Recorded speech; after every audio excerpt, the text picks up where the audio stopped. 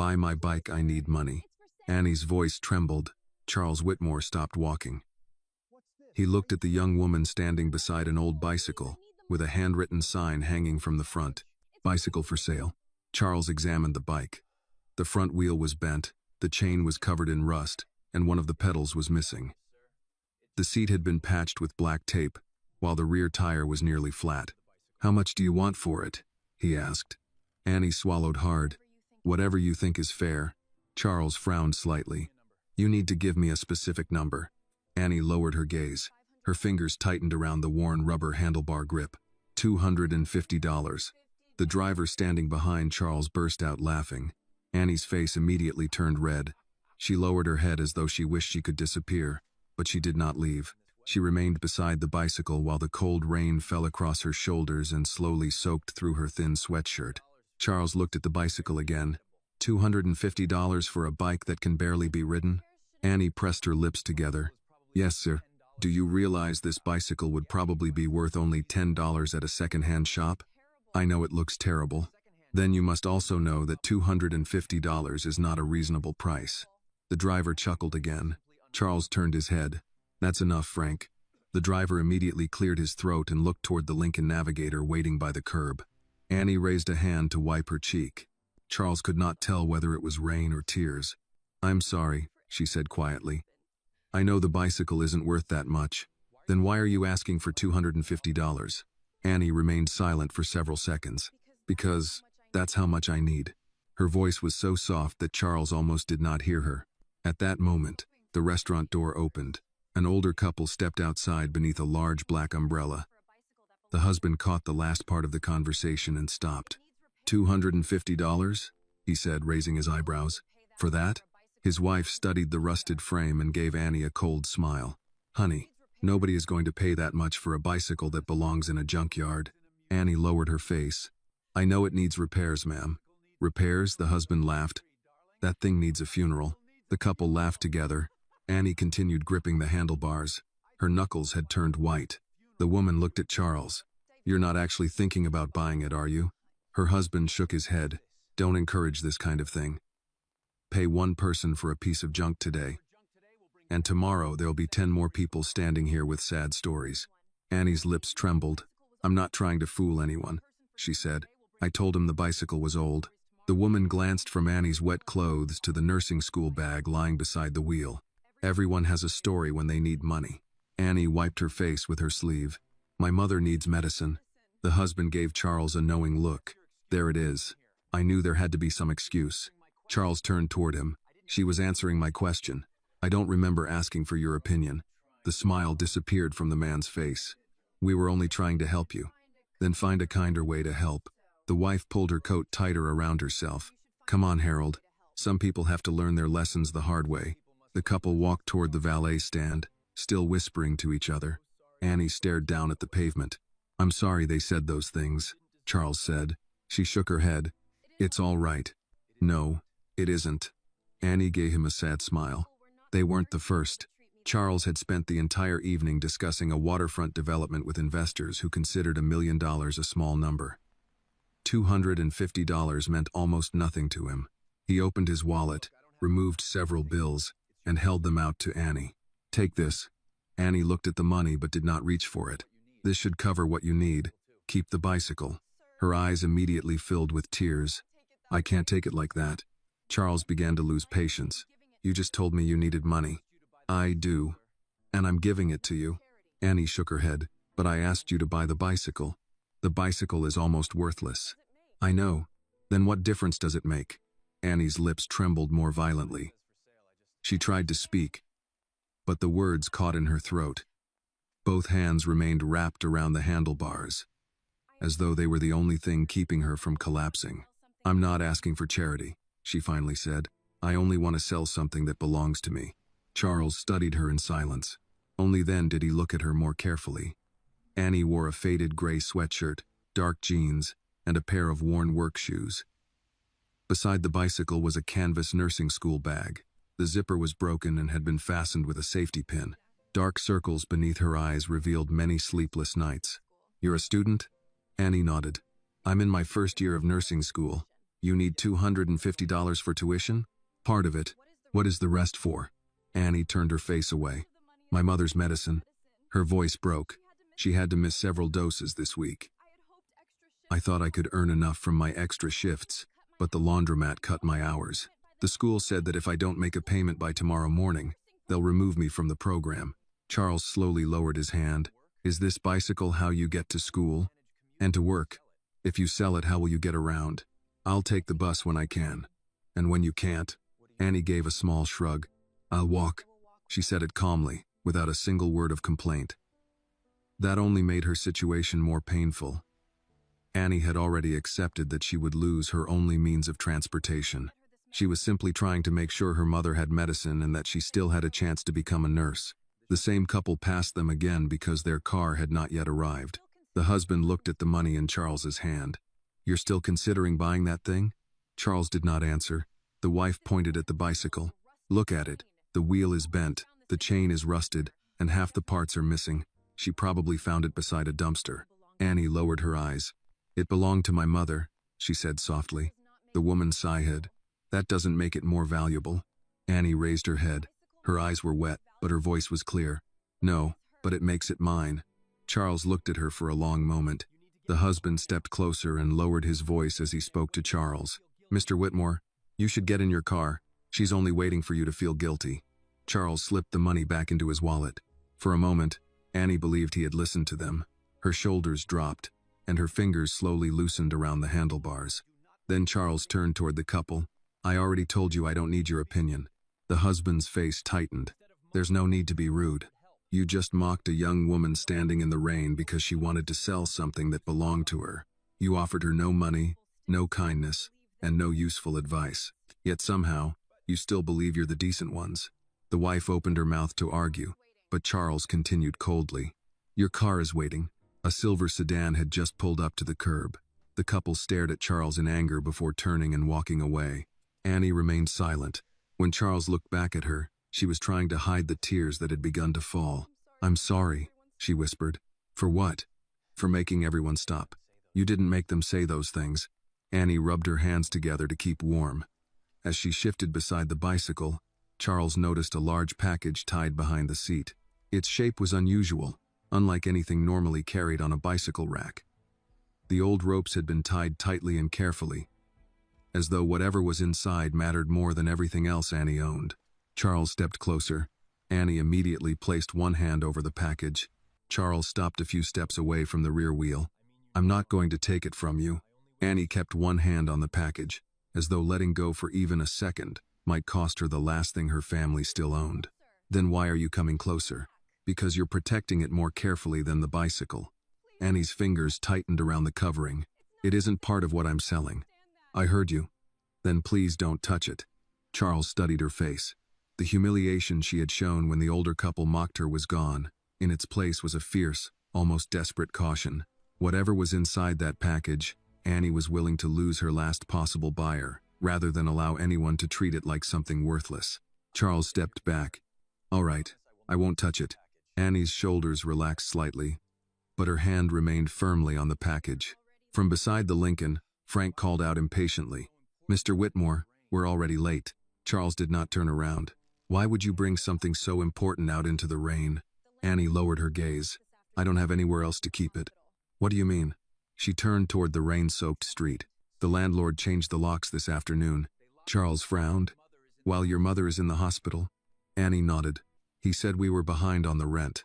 How far behind? 6 weeks. He locked you out without letting you collect your belongings? He gave me 20 minutes. Her voice grew quieter. 20 minutes to take whatever I could carry. Charles looked at the old bicycle. So you took the bike in this package. And my school bag. He glanced at the nursing school bag beside the front wheel. It was barely large enough for a few books, one change of clothes, and perhaps a handful of personal belongings. Where are you going to sleep tonight? Annie was silent for several seconds. I don't know yet. The answer was soft, but it made Charles pause. Frank stepped forward. Sir, this is exactly why we shouldn't get involved. We can call a shelter and leave it at that. Annie lowered her head even farther. Charles turned around. Frank, wait in the car. I'm only saying, get in the car. Frank's jaw tightened. He said nothing more, turned away, climbed into the Lincoln, and shut the door. Charles looked at Annie again. Your mother is at Charleston Memorial Hospital? Yes. What is she being treated for? Annie hesitated. Her kidneys. Is she there alone? Annie nodded. She thinks I'm at work. You haven't told her about the apartment? She already has too much to worry about. The answer left Charles silent. Annie was standing in the rain with nowhere to sleep. Yet her greatest concern was still protecting her mother from one more burden. Charles looked at the cardboard sign hanging from the bicycle basket. The black ink had begun to run in the damp air, forming thin streaks beneath the words, "Bicycle for sale. You came here because you thought the people leaving this restaurant might pay more." Annie nodded. And the package? She looked down at it, then back at him. I thought someone might notice it. What's inside? Annie did not answer. Charles waited patiently. At that moment, another group of diners stepped out of the restaurant. Annie hurriedly pulled the bicycle closer to the wall to make room for them. Not one of them looked at her as they passed. Only after they were gone did she speak. It belonged to my father. You already told me that. He was in the military. Charles's attention changed immediately. What was your father's name? Annie did not answer at once. Why are you asking? Because I served too. She looked at his hands, then at his expensive coat, as though searching for some sign that he was telling the truth. Charles reached inside his coat and removed a small leather wallet. Behind his identification was an old military card. He held it up but did not step closer. Annie read the information, then raised her eyes to him. You were really in the military? Yes. Were you an officer? For a while. A faint trace of humor entered Annie's voice. That sounds exactly like something an officer would say. But the hint of a smile vanished almost immediately. Charles slipped the card back into his coat. What was your father's name? Annie looked at the package once more. Daniel Carter. The name struck Charles like a physical blow. His hand closed unconsciously around the edge of his coat. Daniel Carter, he repeated. Annie's expression changed. You know that name? Charles did not answer right away. His eyes settled on the carefully tied knots around the package. May I see it? No. The answer came instantly. I'm not going to take anything. My mother told me never to open it in front of strangers. I'm not asking you to hand it to me. You're still a stranger. Charles nodded. She was right. Then open it yourself. Annie watched him for a long moment. Rain tapped against the edge of the awning. Inside the restaurant, someone laughed near the bar, the sound strangely distant from the silence between them. What do you think is inside? She asked. I don't know, but you reacted when I said my father's name. Yes. Why? Charles chose his words carefully. When I was serving, I knew a man named Daniel Carter. Annie's breathing changed. There are a lot of men named Daniel Carter. That's true. Where did you serve? Charles gave her the name of his unit. Annie's hand slipped away from the package. She knew the name. Charles recognized it immediately. My mother wrote that unit down, Annie said. It was in my father's papers. Charles took one slow step forward. Annie, I need to see what you're carrying. She immediately shook her head. You just said you wouldn't touch it. I won't. You can open it. Fear and hope appeared together on Annie's face. She looked toward the Lincoln, then toward the glowing restaurant windows. Finally, she bent over the bicycle's rear rack. Her cold fingers struggled with the first knot. Charles reached out, then stopped before touching it. May I help? Annie watched him for a few seconds, then gave a small nod. Charles began untying the rope while she held the bicycle steady. The covering unfolded layer by layer, revealing an oak box darkened by age. Its edges had been worn smooth from years of handling. A black burn mark stretched across one corner. Near the lid, 2 initials had been carved by hand. D. C. Charles's hand went still. Annie noticed. Have you seen this box before? Open it. She slowly lifted the latch. Inside lay a carefully folded flag, a military medal, a medal identification tag, and a yellowed photograph. Annie picked up the photograph and held it beneath the light spilling from the restaurant.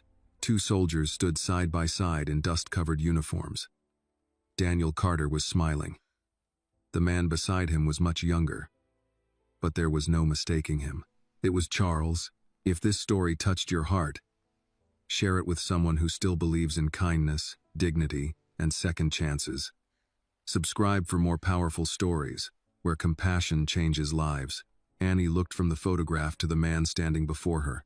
Her lips parted, but no sound came out. Charles reached toward the picture, then stopped before his fingers touched it. Where did your mother get this photograph? She's had it since I was little. Charles's eyes shifted toward the medal. Annie followed his gaze. The army sent it to us after my father died. Charles looked at her. He was your father? Yes. Is your mother Lorraine Carter? Annie narrowed her eyes. How do you know her name? Charles closed his eyes for a moment. For 20 years, he had searched through records, hired investigators, and followed addresses that led nowhere. He had begun to believe he would never find them. And now Daniel Carter's daughter was standing before him on a rain-soaked sidewalk, homeless, clutching her father's box as though it were the last piece of her family she had left. Because your father asked me to find you and your mother. Annie immediately pulled the box closer to her chest. Why would my father ask you to do that? Charles looked at the photograph one more time. His voice dropped. Because he saved my life. Annie held the oak box against her chest as if Charles's words had made it heavier. You're saying my father saved you? Charles nodded. Yes. How? He glanced at the restaurant entrance, then at the people waiting beneath the awning. This was not the place to explain the worst day of his life, and Annie's expression told him she would not accept a partial answer. He pulled me out of danger when he could have saved himself, Charles said. I came home because he didn't. Annie looked down at the photograph. My mother never said there was anyone else. She may not have known. She knew your name. Charles felt the accusation beneath the words. What did she tell you? That a man named Charles Whitmore promised to find us. Frank had stepped out of the Lincoln again, but Charles raised one hand without turning. The driver remained near the curb. Annie continued. She said she waited for letters. Then she stopped waiting. Charles did not defend himself. 20 years of investigators, returned envelopes, and dead addresses would sound like excuses to someone who had grown up without the help he promised. I searched for you, he said. I failed. Annie's face tightened. People like you don't fail at finding people. People like me fail more often than you think. We just have enough money to hide it. That answer caught her off guard. Charles looked at the medal inside the box. Is your mother at Charleston Memorial now? Yes. I want to meet her. No. Annie, she's sick. She doesn't need a stranger walking into her room with a story about my father. I'm not a stranger to her. You are to me. Her phone began to ring inside the nursing bag. Annie closed the box, fastened the latch, and reached for the phone. Mom? Her expression changed almost at once. What do you mean you're on the floor? Charles moved closer, but Annie turned away from him. No, don't try to stand up. Press the call button. She listened, then looked toward Charles. There isn't one? Her voice rose. Mom, where are you? The answer made her grip the phone with both hands. You left the hospital? Charles heard enough to understand. Put her on speaker. Annie ignored him. Why would you leave? She listened again, eyes filling. Because of the bill? Charles took out his phone. Ask for the address. She's at our apartment building, Annie said. You said the landlord changed the lock. He let her sit in the lobby. Charles called emergency services and gave the address. Annie tried to protest, but he continued speaking until the dispatcher confirmed an ambulance was on the way. You shouldn't have done that, she said. Your mother is on the floor. She'll get another bill. She needs medical attention. You don't understand what those bills do to people. Charles ended the call. Then let me understand on the way. He motioned to Frank, who opened the rear door of the Lincoln. Annie did not move. I'm not leaving the bicycle. We'll take it. It won't fit. Frank looked at the rusted frame with open reluctance. We can send someone back. Charles turned to him. Put it in the rear cargo space. Frank looked as though he wanted to object, then opened the lift gate. Annie wrapped the oak box again before allowing anyone near the bicycle. She kept it in her lap once they were inside the vehicle. The drive to East Side took less than 15 minutes. Annie sat near the window, wet sleeves folded around the box. Charles remained across from her, unsure whether speaking would help. Finally, Annie asked, Did he know about me? He knew your mother was expecting. Did he know I was a girl? No. She traced one thumb along the edge of the tarp. Mom says he wanted a daughter. Charles managed a small smile. He did. Annie looked at him. How do I know you're telling the truth? You don't. The answer seemed to surprise her. Charles continued, Not yet. You should ask questions. You should check every word I say. Your father would have. The Lincoln stopped outside a worn brick apartment building. An ambulance had already arrived. Two paramedics were kneeling beside a woman in the lobby, while a gray-haired man in a maintenance shirt stood near the front desk. Annie ran inside with the box still in her arms. "Mum." Lorraine Carter sat against the wall, supported by one of the paramedics. Her skin looked pale, and her breathing was shallow. "I told you not to come," Lorraine said. "And leave you here? I was going to manage. You couldn't stand up." "I was resting." One paramedic looked toward Annie. "She needs to return to the hospital. Her blood pressure is low, and she may be severely dehydrated." Lorraine shook her head. "I signed myself out." "Why?" Annie asked. Lorraine glanced at the building manager. The man folded his arms. "I told her she could wait here for her daughter. That's more than I had to do." Charles entered behind them. The manager recognized him. His posture changed.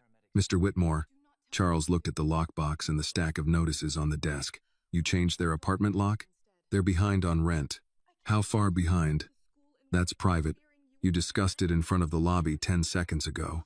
The manager glanced at Lorraine. 6 weeks. I followed procedure. Olivia would later determine whether that was true. For now, Charles cared only that Lorraine received treatment. He knelt near her, leaving space between them. "Mrs. Carter." Lorraine studied his face. Her eyes moved to the coat, the silver hair, then to Annie clutching the covered box. "Who is this?" she asked. Annie swallowed. "Mom, this is Charles Whitmore." Lorraine stopped moving. The paramedic continued checking her pulse, unaware of what had just passed between them. Charles removed his gloves. "I served with Daniel." Lorraine's voice was weak but clear. "I know who you are." Annie looked between them. "You never told me you knew what he looked like." "I had one photograph," Lorraine said. Charles glanced at the box. Lorraine followed his eyes. "You opened it?" "I did," Annie said. "He's in the picture." Lorraine closed her eyes for a moment. When she opened them, there was no relief in her expression. "You found us 20 years late." Charles accepted the words. "Yes." The paramedic shifted forward. "We need to move her now." Lorraine resisted when they brought the stretcher closer. "I can't go back." "Mrs. Carter," Charles said, "please let them take you. Don't tell me what to do." "You're right." He paused. "Will you let Annie ask you?" Lorraine looked at her daughter. Annie knelt beside her. "Mom, please. I can't do school and work and wonder if you're going to be on another floor somewhere." Lorraine's expression softened. "The hospital wants money we don't have." Charles started to speak, then stopped himself. Annie noticed. He offered to help. Lorraine looked directly at him. Of course he did. There was no gratitude in her voice. Charles remained where he was. "I know money doesn't repair what I failed to do." "No, it doesn't. But refusing treatment won't punish me. It will only hurt you and Annie." Lorraine held his gaze for several seconds. Then she allowed the paramedics to lift her onto the stretcher. As they rolled her toward the ambulance, Charles followed at a distance. Annie stayed beside her mother, one hand on the rail and the other protecting the box. Before the doors closed, Lorraine looked back at Charles. "You can pay the hospital if you want," she said, "but don't mistake a bill for a promise." The doors shut between them. Charles stood in the apartment lobby while the ambulance pulled away. He had believed finding Daniel's family would be the end of a 20-year search. Instead, it was the first time anyone had forced him to understand what the search had cost them. Charles arrived at Charleston Memorial 10 minutes after the ambulance. He found Annie outside the emergency department, still holding the oak box beneath the folded tarp. Her nursing bag hung from one shoulder, and the damp cardboard sign from the bicycle was tucked under her arm. "They took her back," Annie said. "They won't let me go with her yet." Charles looked toward the closed doors. "Did anyone tell you what they're doing?" "Blood work. Fluids. Maybe dialysis." She pressed her lips together. "I should have known she left. You were trying to keep both of you afloat. That doesn't change what happened." Frank approached with Annie's bicycle, which had been removed from the Lincoln. He leaned it against the hospital wall and wiped his hands on a cloth. Charles noticed Annie's face tighten at the sight of him. Frank cleared his throat. "Miss Carter, I shouldn't have laughed earlier." Annie said nothing. "I judged the bicycle before I knew anything about you." "You still knew I was standing there," she replied. Frank looked down. "Yes, ma'am. It was not forgiveness, but it was more honest than an excuse." Annie gave a small nod and returned her attention to the emergency doors. Charles told Frank to go home. Then he sat beside Annie on a row of plastic chairs beneath the covered entrance. Patients came and went around them. A man in work boots held a towel around his hand. An older woman argued with her insurance company over the phone. A nurse guided a veteran in a wheelchair toward a waiting car. Annie rested the box across her knees. "You really looked for us?" she asked. "Yes." "How?" "Military records, public records, private investigators. Every address I received was already old. My mother kept the same last name. The first report I got said she had remarried and moved west. That turned out to be wrong." "Did you stop after that?" "No." "For how long?" 20 years. Annie looked at him. "Then how did you never find one hospital bill, one school record, one tax return?" Charles had asked himself the same question many times. Hearing it from her made the failure sound less accidental. "I don't know yet. You hired people to search, didn't you?" "Yes. But you didn't come yourself." Charles did not answer immediately. "No." Annie looked toward the rain beyond the awning. "My mother used to say rich people send other people to do the parts of life that make them uncomfortable. She was right about me." That response left her with no argument ready. A nurse came through the doors and called Annie's name. Charles stood, but the nurse raised one hand. "Family only." "He can come," Annie said. The nurse looked between them. "Your relationship?" Annie hesitated. "He knew my father."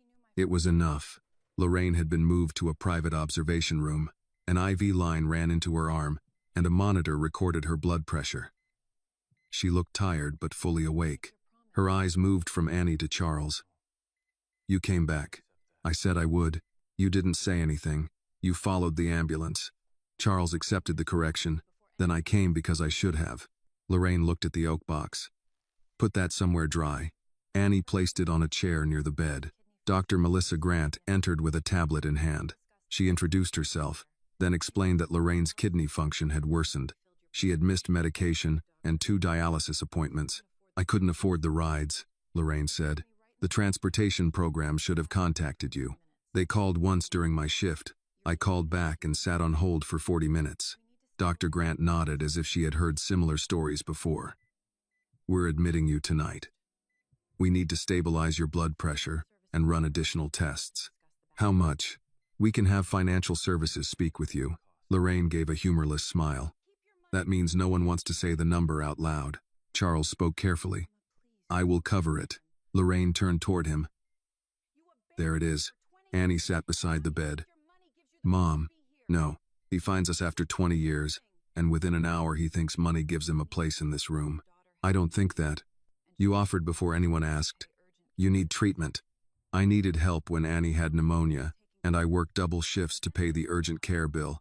I needed help when the military benefits stopped coming. I needed help when we lost the house Daniel planned to bring us home to." Charles felt each sentence land without defense. Lorraine continued. "Where were you then?" "I was looking." "With lawyers?" "Yes." "With investigators?" "Yes." "With assistants calling other assistants?" Charles lowered his eyes. "Yes." "Did you ever come to East Side?" "No." "Did you ever sit in New Hope Baptist and ask whether anyone knew Lorraine Carter?" "No." "Then you weren't looking for us. You were managing a problem." Annie touched her mother's hand. "You need to rest." "I've rested long enough while other people explained why nothing could be done." Charles moved toward the door. "I'll leave." Lorraine watched him. "That would be familiar." He stopped. The room was quiet except for the monitor and the distant roll of a cart in the hallway. "What would you have me do?" he asked. Lorraine's expression did not soften. "I don't know, but stop deciding before you ask." Charles nodded. "May I pay tonight's hospital deposit?" She looked at Annie, then at Dr. Grant. Dr. Grant said, "Treatment will continue either way, but removing the immediate financial concern would help us focus on care." Lorraine closed her eyes for a moment. "The deposit, nothing else without asking." "Agreed." "And no reporters." "I haven't contacted any." "No foundation announcement, no photographs, no story about the billionaire keeping his battlefield promise." "There won't be one." Lorraine opened her eyes. "You say that easily." "I'll put it in writing." For the first time, a trace of surprise passed across her face. Annie looked at Charles. "You'd sign something?" "Yes." "Even if it makes you look bad?" "It probably should." Dr. Grant excused herself to arrange the admission. Annie remained beside her mother, while Charles stepped into the hallway to call his attorney. He did not ask for a press release, a tax strategy, or a charitable structure. He asked for a simple agreement stating that Lorraine and Annie retained control over their medical information, their story, and every decision involving their lives. When he ended the call, an older man in a dark suit stood near the nurse's station. He wore a clerical collar beneath his coat and carried a paper bag that smelled faintly of cornbread. The man looked at Charles for several seconds. "Charles Whitmore?" "Yes. I'm Reverend Samuel Brooks." Charles recognized the name from Annie's emergency contact form. Samuel glanced through the room's glass panel at Lorraine and Annie. "Lorraine called me before the ambulance came. I'm glad she has someone. She has a community. That isn't the same as having resources, but don't confuse the two." "I won't." Samuel studied him. "Daniel talked about you." Charles felt his chest tighten. "What did he say?" "That you were stubborn, impatient, and convinced you could carry everything alone." "Sounds accurate." "He also said you were worth saving." Charles looked through the glass at Daniel's family. "I'm not sure Lorraine agrees." "She doesn't have to." Samuel handed the paper bag to a nurse for Lorraine. "What matters is what you do after nobody is impressed by your money." Charles said nothing. Samuel moved closer, his voice quiet. "You searched for them like a businessman searches for property. Daniel asked you to search like a brother." The words followed Charles into the waiting area, where he sat through the night with vending machine coffee and a hospital sandwich growing cold in his hands. Near dawn, Annie came out carrying 2 paper cups. "She's sleeping," she said. Charles accepted the coffee she offered. "Thank you." Annie sat beside him. "Mom said you can stay until the doctor comes back." It was not forgiveness. It was not trust. But Charles understood that some doors opened only an inch at a time, and forcing them wider would only break the hinges. By 8 that morning, Lorraine had been moved to a regular room, and Charles had signed the agreement his attorney prepared. It stated in plain language that neither Whitmore Development nor any foundation connected to Charles could use Lorraine's name, Annie's image, Daniel's service record, or the story of their reunion without written permission. Annie read every line before handing it to her mother. Lorraine adjusted the blanket over her knees. "No hidden clause?" "No," Annie said. "I checked twice." Charles stood near the window. "You should have Olivia Harper review it too." Lorraine looked at him. "You know Olivia?" "I asked the hospital social worker for the name of an attorney who handles veterans' benefits. She gave me 3. Olivia was the first one who agreed to come today." "You called a lawyer without asking." Charles felt the mistake as soon as she said it. "I called to ask whether she was available," he replied. "I didn't retain her." Lorraine watched him for a moment. "That distinction matters." "I'm learning." Annie folded the agreement and placed it inside her nursing bag. "I need to go back to the apartment." Lorraine shook her head. "The locks are changed. I still need clothes for you. My textbooks are there. So is the rest of your medication." Charles asked, "Would you like me to drive you?" Annie hesitated. Lorraine said, "Take him. He should see where all those returned letters were supposed to find us." The drive to East Side took less than 20 minutes, but the streets changed block by block. Restored homes and coffee shops gave way to older duplexes, small churches, auto repair lots, and apartment buildings with patched brickwork. Charles had passed through the area before, usually inside a car while discussing development maps. He had never stopped long enough to notice the hand-painted signs in shop windows or the folding chairs outside the barber shop. Annie directed Frank to a 3-story brick building near New Hope Baptist Church. The bicycle was still in the rear cargo area, but she left it there when they got out. The manager stood behind the front desk, eating a breakfast biscuit over an open newspaper. He recognized Charles and wiped his hands on his shirt. "Mr. Whitmore, I didn't expect you back. Miss Carter needs access to her apartment." The manager glanced at Annie. "The account is still overdue. I'm not asking you to waive the rent. Then somebody needs to pay it." Annie stepped forward. "I need my mother's medication and my school books. You gave me 20 minutes yesterday. You took what you could. You changed the lock while she was in the hospital. I followed instructions from the ownership company." Charles asked, "Which company?" The manager pointed to a framed notice near the mailboxes. "East Harbor Residential Holdings." The name was familiar. Charles had seen it in acquisition reports, though he could not remember the details. "Who owns East Harbor?" he asked. The manager gave a nervous shrug. "You'd know better than I would." Charles looked at the logo printed at the bottom of the notice. Beneath the holding company's name, in smaller letters, was the mark of Whitmore Development. Annie followed his gaze. "That's your company?" Charles did not answer immediately. The manager cleared his throat. "It's a subsidiary, I think. They bought the building last year." Charles felt Annie's attention settle on him. "Open the apartment," he said. "I need authorization." "You have it." "From whom?" "From the founder whose name is printed on that notice." The manager reached for a ring of keys. Annie walked beside Charles without speaking as they climbed the stairs. On the second floor, an older woman opened her door and recognized Annie. "How's your mama?" "She's back at the hospital, Mrs. Green." The woman pressed one hand to her chest. "Tell her I'm praying for her. I made chicken and rice last night. I'll bring some when she can eat." "Thank you." Mrs. Green looked at Charles but did not ask who he was. She simply gave him a measured nod before returning inside. The apartment was small and carefully kept. A narrow living room held a worn sofa, a wooden table, and two mismatched chairs. Medication bottles stood in a row on the kitchen counter beside a weekly pill organizer. Past due notices were held to the refrigerator by a magnet shaped like South Carolina. Charles noticed Annie's textbooks stacked near the sofa. Most were second-hand, with several names crossed out inside the covers. A pair of nursing shoes had been cleaned and placed beneath the table. "Mom sleeps in the bedroom," Annie said. "I use the sofa." Charles looked toward the single closed door. "How long have you lived here?" 4 years. He picked up nothing and offered no comment about the space. He had begun to understand that every careless expression on his face could sound like judgment. Annie packed clothes for Lorraine, then filled a grocery bag with medication. She opened the refrigerator and found little beyond eggs, margarine, half a carton of milk, and a covered bowl of macaroni and cheese. "You can take food from the hospital cafeteria," Charles said. "I know. I wasn't suggesting you couldn't manage." It sounded close. He nodded. "Then I said it badly." Annie turned to him. "Do people ever tell you that?" "Not often enough." A faint smile appeared, but it did not last. She pointed toward the window. In the empty lot across the street, survey stakes marked the ground. A large sign displayed a rendering of glass apartments, retail space, and landscaped walkways. "Coming soon, East Side Renewal District. A Whitmore development project. They started putting those up 3 months ago," Annie said. "After that, rent went up. Repairs slowed down. Mrs. Green's heat stopped twice last winter." Charles studied the sign. "Did anyone from the company meet with residents?" "They held one meeting at 2 in the afternoon on a Tuesday. Most people were working." "What were you told?"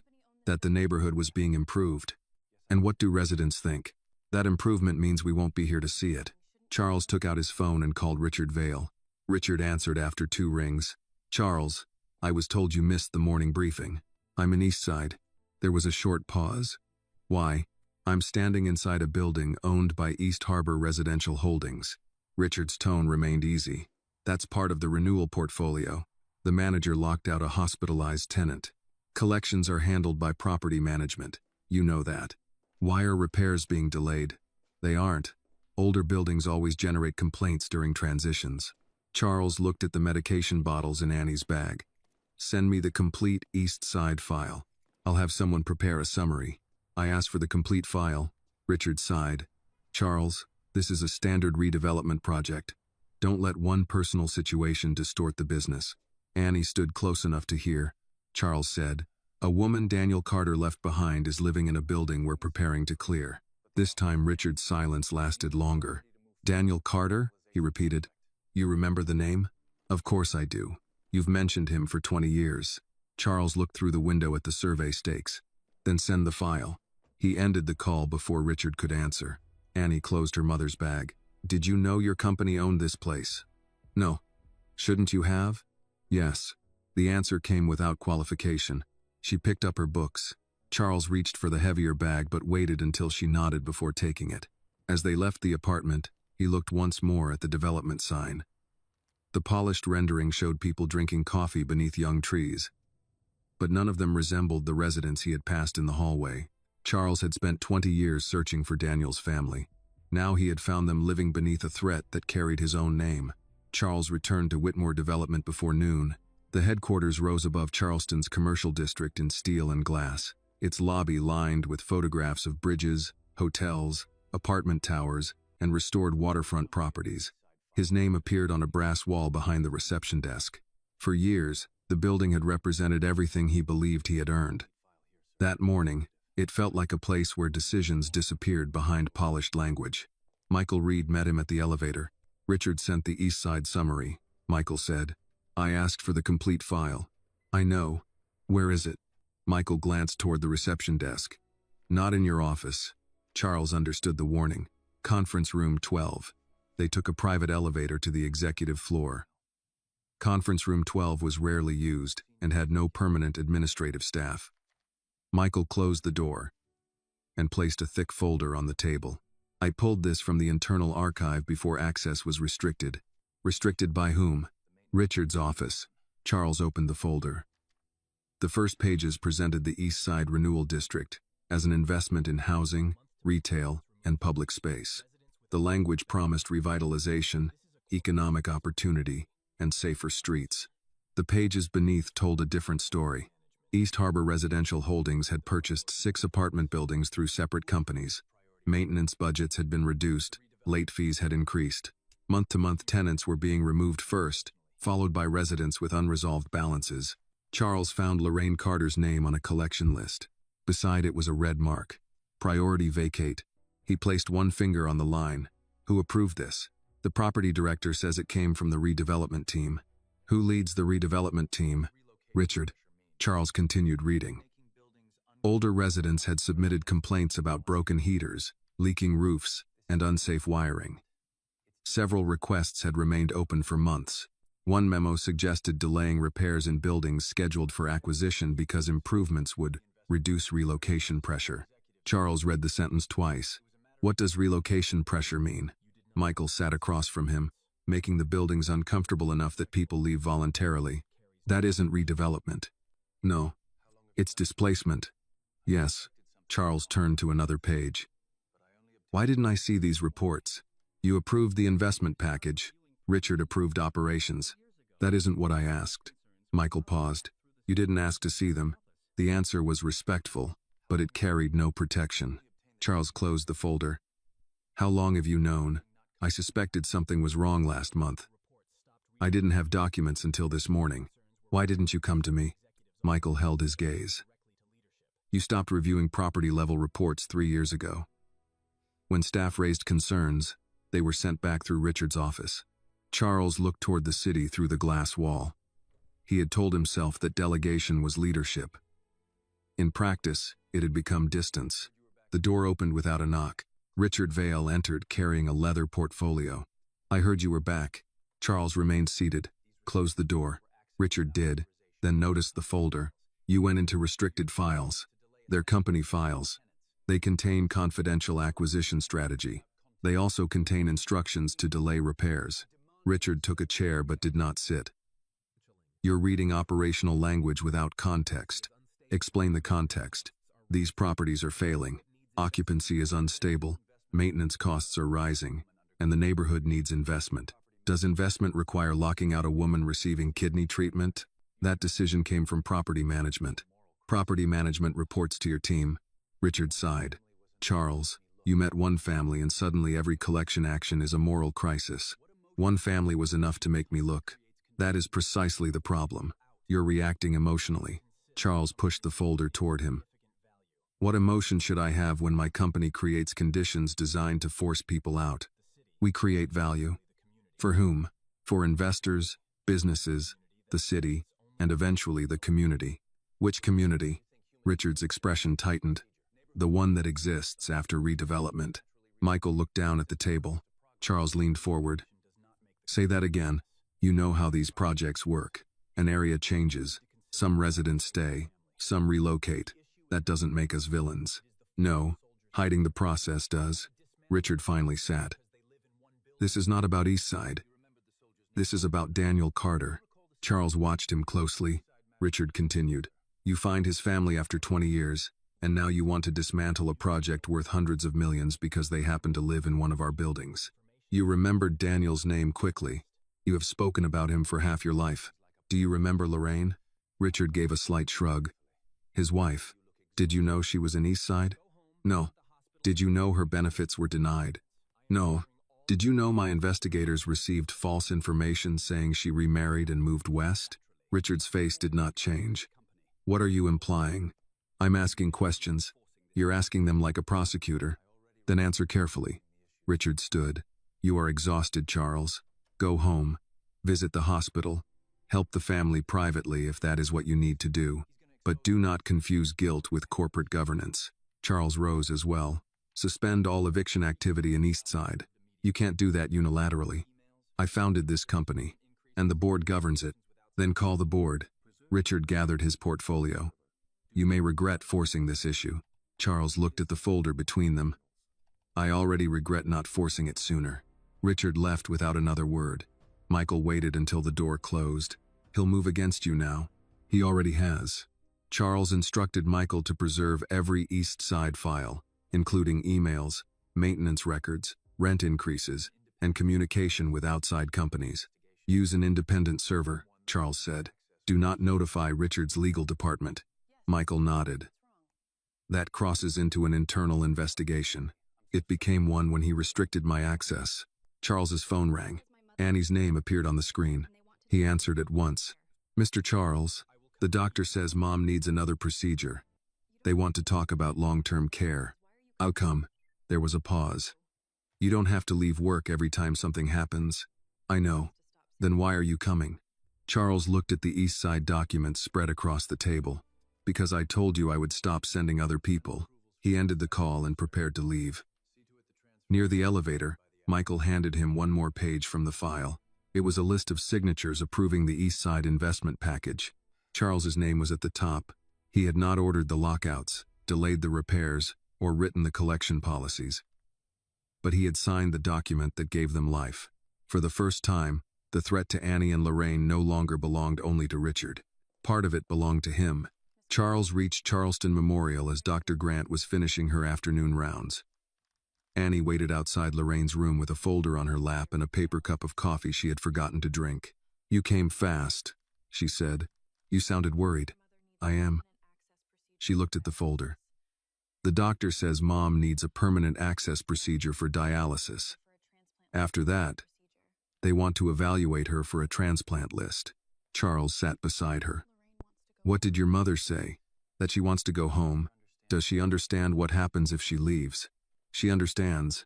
She just hears every medical recommendation as another bill. Dr. Grant stepped into the hallway. Mr. Whitmore, may I speak openly in front of Annie? Charles glanced at Annie. That is her decision. Annie nodded. Dr. Grant explained that Lorraine's kidney function would not recover on its own. The immediate procedure was routine, but long-term care would require regular dialysis, transportation, medication, nutrition support, and monitoring. Money can remove some barriers, Dr. Grant said, but it cannot replace compliance. Mrs. Carter has to agree to treatment. I'll cover whatever is necessary, Charles replied. Annie's expression changed. He caught it at once. If your mother agrees. That part matters, Annie said. It does. Dr. Grant handed Annie several pages.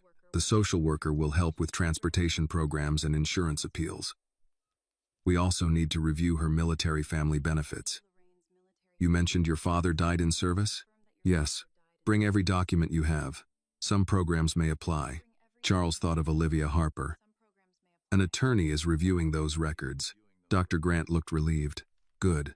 Medical debt often grows because people are too exhausted to challenge mistakes. Inside the room, Lorraine sat upright with a tray in front of her. She had eaten half the chicken soup but left the crackers unopened. You brought him again, she said to Annie. He brought himself.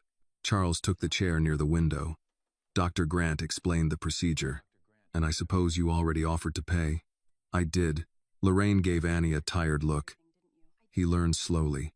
He added that it was your decision. That is progress. Charles accepted the remark without complaint.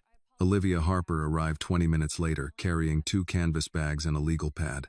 She was in her early 40s, dressed in a navy suit that had seen a full day of work. After introducing herself, she placed a copy of Daniel's service records on the rolling table. I reviewed the documents Mr. Whitmore's office provided, and the records Mrs. Carter submitted years ago, she said. There are serious inconsistencies. Lorraine's attention sharpened. What kind? Your marriage certificate was accepted in one file and rejected in another. Daniel's casualty record lists him as married, but an insurance form was later processed, as though he had no verified spouse. That makes no sense, Annie said. It doesn't. There is also a dependent record showing an unborn child, but the education benefit file was closed before Annie's birth certificate was attached. Lorraine folded her hands. I sent that certificate 3 times. I found 2 receipt numbers. The third packet may never have been entered. Charles asked, could this be negligence? Olivia looked at him directly. Some of it may be. But I checked 5 families connected to the same administrative office during that period. 4 were black families. All 4 had similar delays or denials. The room fell quiet. Annie looked at her mother. You said they kept asking for the same papers. They did. Why didn't anyone fix it? Lorraine gave a small, tired laugh. Because every new person said the last person had made the mistake. Olivia continued. One employee raised concerns about unequal treatment. She was transferred 6 months later. I am trying to locate her. Charles felt anger rise, but Olivia's expression warned him against turning it into performance. What can be recovered, he asked. Potentially survivor benefits, education support, insurance proceeds, and compensation for wrongful denial. But this will take time.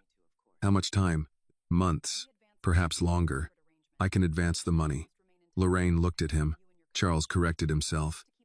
If you want me to, Olivia nodded slightly. That is a separate arrangement. The legal claim must remain independent from Mr. Whitmore and his company. Why? Annie asked. Because his involvement may help, but it may also give people an excuse to say your family received special treatment instead of justice. Lorraine looked toward Charles. That is what always happens. A poor family gets what they were owed, and someone calls it charity. Charles leaned forward. Then we document every dollar and every decision. Olivia wrote something on her legal pad. Good answer. Annie opened the oak box and removed several envelopes tied with a faded ribbon. These are letters Mom kept. Lorraine's face tightened. Annie, they might matter. Olivia asked permission before touching them. Lorraine nodded. The letters included notices, requests for additional documents, and appeal forms. One envelope had been returned unopened. Another contained a handwritten note from a clerk saying the case could not proceed without confirmation from Daniel himself. Annie read the line twice. They wanted a dead man to confirm he was dead? Olivia's jaw tightened. That is what this says. Charles looked away for a moment. He had spent years assuming the family had disappeared. In truth, they had been writing, appealing, and waiting inside systems that treated their loss as an administrative inconvenience. Olivia separated one document from the rest. This address is important. It belongs to a benefits processing contractor that later became part of Vale Administrative Services. Charles looked at the name. Val? Yes. Any relation to Richard Vale? He founded it before joining my company. Lorraine watched Charles closely. You didn't know? No. That answer is becoming familiar. Charles did not defend himself. Olivia continued. The contractor handled document verification for several military family claims. Daniel's file passed through that office. Annie's voice lowered. The same Richard who runs your company? Yes, Charles said. The connection was not yet proof of wrongdoing, but it was enough to change the direction of the investigation. Later, Charles drove Annie to campus so she could speak with the financial aid office. She had slept little, and he suggested they stop at a diner near King Street. They sat in a booth beneath photographs of old Charleston. Annie ordered eggs, grits, and a biscuit. Charles asked for black coffee. Did my father like grits? She asked. He put hot sauce on everything. That is not an answer. He liked them when they were free. Annie smiled. What else? Charles told her Daniel sang old soul songs off-key, traded dessert for extra coffee, and carried a copy of Lorraine's ultrasound image inside his shirt pocket. He showed it to anyone who would stand still, Charles said. Annie looked down at her plate. He never knew I was a girl. No, but he hoped. How do you know? He said a daughter might teach him patience. Did he have any? Very little. She laughed, then covered her mouth as if the sound had surprised her. At the college, a financial aid officer explained that Annie needed $250 by the next morning to remain enrolled. Charles reached for his wallet, then stopped. What do you want to do? He asked. Annie considered the question. I don't want a gift. What about a written loan? No interest. You repay it after graduation, $1 a month if necessary. That would take forever. I'm patient. She looked at him. According to my father, you weren't. He would be disappointed by the change. Annie agreed. After she returned to class, Charles stood beside the Lincoln and called Michael. Find everything Richard Vale's old company handled, he said. Military benefits, insurance claims, document verification. Start with Daniel Carter. Michael was silent for a moment. You think Richard knew where they were? I think he had access to the records. And if he used that access? Charles watched students crossing the campus with backpacks and coffee cups, living ordinary days Annie had nearly lost for $250. Then Daniel's family was not misplaced, he said. They were kept out of sight. By the next afternoon, Annie's name had begun appearing online. The first article used a photograph taken outside Harbor House. She stood beside the rusted bicycle with rain on her sweatshirt and the cardboard sign hanging from the basket. The headline called her a mystery nursing student who had approached billionaire Charles Whitmore with a military medal and a personal story. The article did not mention Lorraine's illness, the locked apartment, or the missing benefits. It questioned whether Annie had recognized Charles before speaking to him and suggested that the encounter might have been planned. A second article was less careful. It described Annie as an opportunistic young woman who had gained access to a wealthy, unmarried businessman through his grief over a fallen soldier.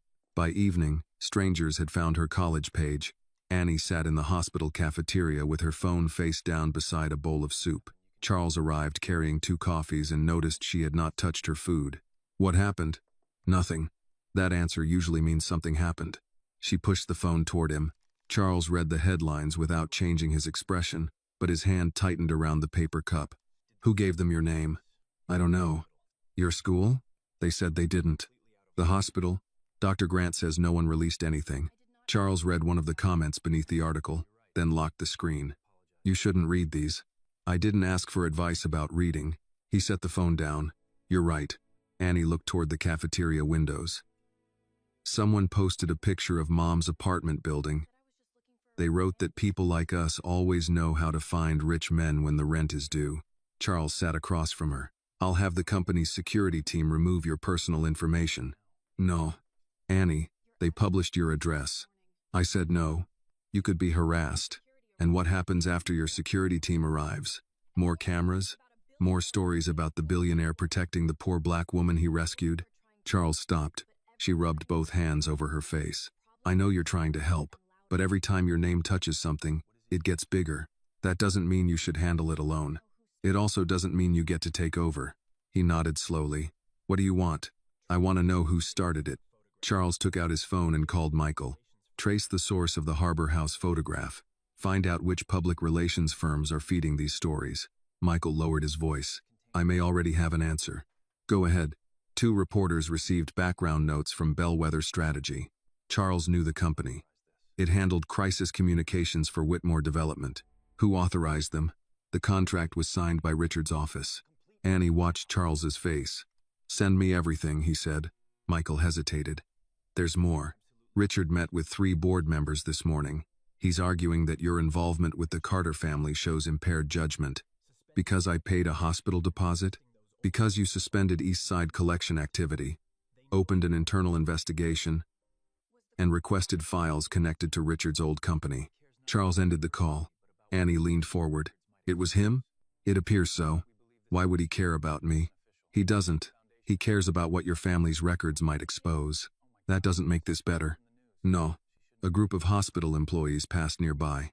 2 of them recognized Charles. One glanced at Annie before lowering her voice to whisper to the other. Annie noticed. I should leave. Your mother is upstairs. I can visit her later. You shouldn't have to leave because people are watching. She stood. People who say that usually have never been the one everyone is watching. Charles had no answer. Annie picked up her bag and walked toward the elevators. Charles gave her several minutes before following. Outside Lorraine's room, Reverend Samuel Brooks stood with a foil-covered dish in his hands. He watched Annie enter, then turned to Charles. You look angry. I am. At whom? Richard, the reporters, the people spreading lies. Samuel handed the dish to a nurse. Any room left for yourself? Charles looked at him. I didn't publish the stories. No. But your world taught men like Richard that people without money can be turned into background noise. Charles glanced through the room's glass panel. Lorraine was speaking quietly with Annie. What should I do? Ask them. I did. And? Annie wants the source exposed.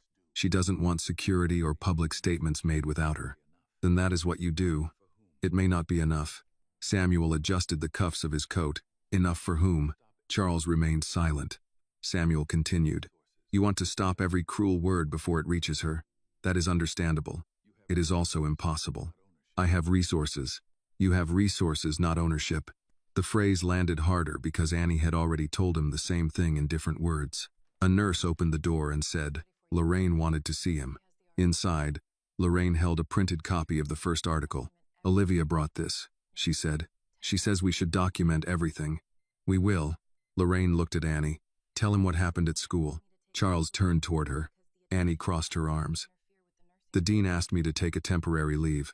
Why? They said the attention could interfere with the program. Charles's voice hardened. Did they remove any other student because reporters wrote about them? No.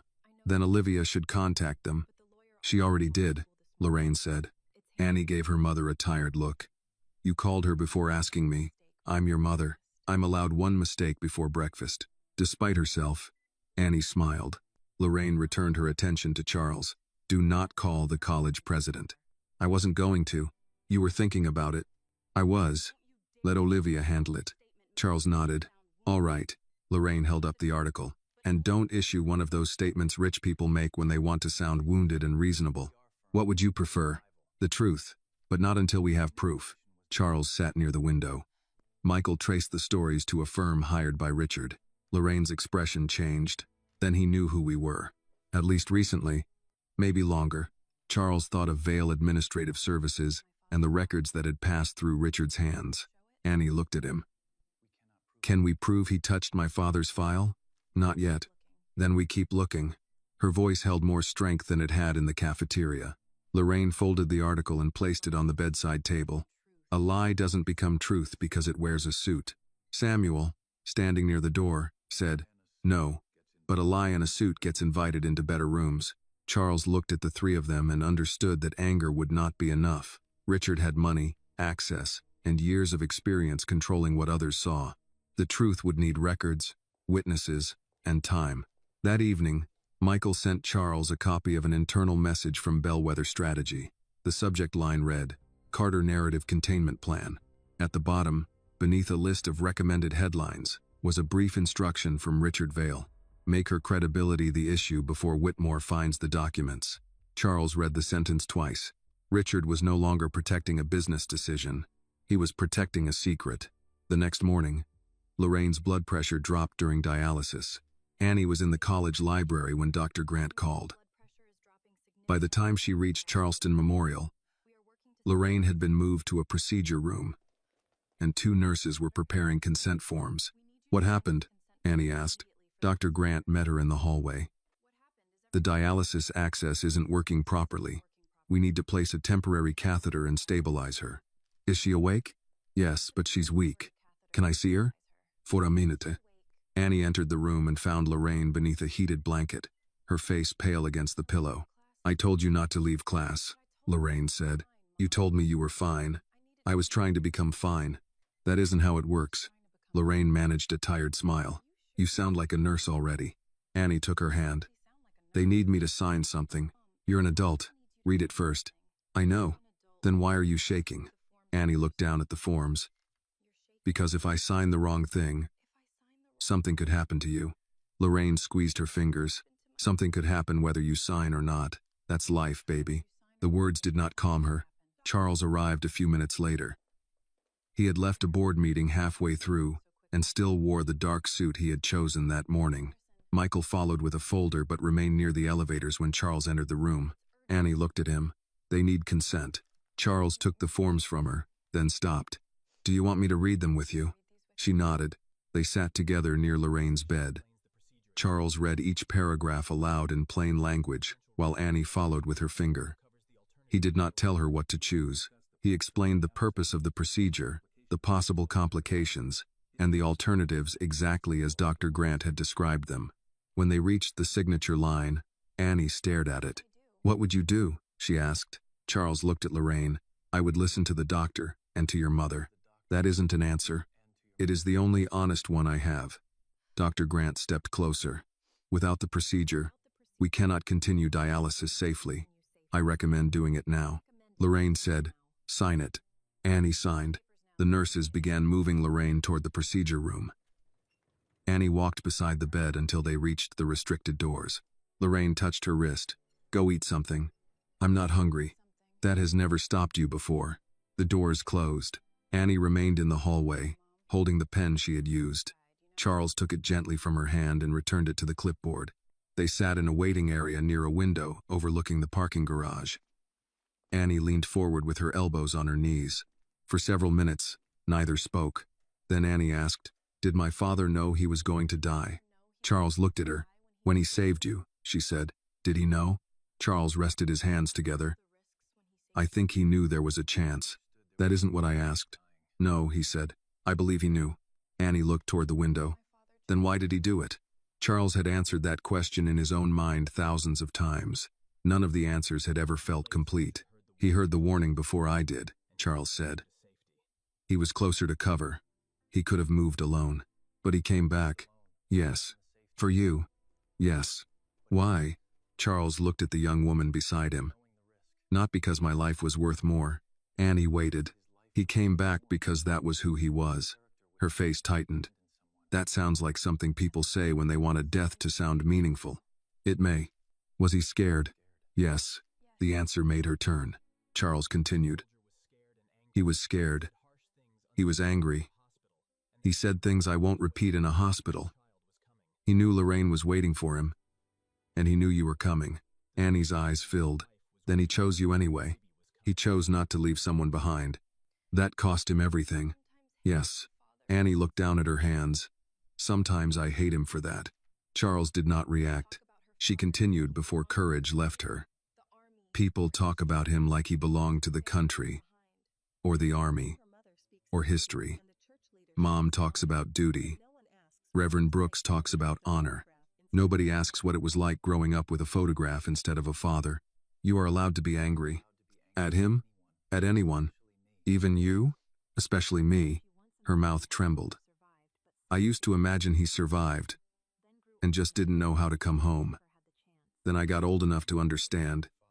He never had the chance." Charles felt the old weight in his chest, but he did not turn the conversation toward himself. "What did your mother tell you about him?" "That he laughed too loudly, that he burned breakfast, that he wanted to teach me to ride a bike." Charles looked at her. Annie gave a small, bitter laugh. "That broken bicycle was hers. He bought it for her before he left. She kept it because he touched it." The meaning of the sale settled between them. "It wasn't only transportation," Charles said. "No. And you were still willing to sell it." "I needed the money.